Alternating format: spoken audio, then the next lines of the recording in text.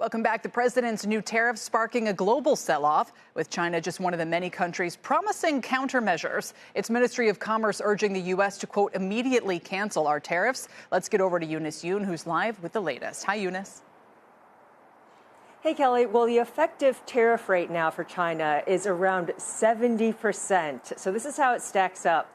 After President Trump had taken office, he hit China with 2 rounds of 10% to try to pressure Beijing on fentanyl. And now we have this 34% so-called reciprocal tariff, which reflects a 10% universal baseline, and then 24%, which is specific to China. So that 10% is going to go into effect this Saturday, and then the higher one on April 9th. Now, these tariffs come on top of the duties that President Trump had imposed on China during his first term, which range between 10 and 25%. And then in addition to that, President Trump announced that he was going to close a trade loophole which Chinese e-retailers such as Shein and Temu have been benefiting from, using it to ship items duty-free.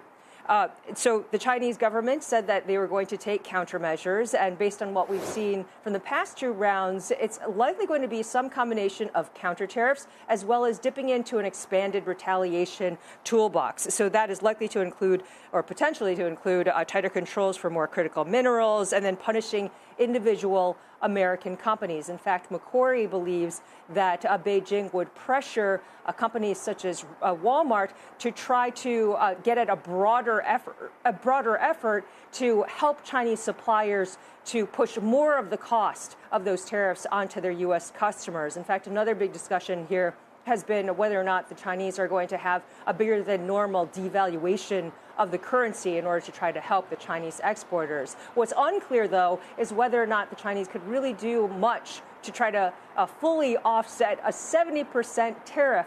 In fact, Kelly, Citi believes that this economy is going to be hit by 2.4% this year in terms of GDP growth.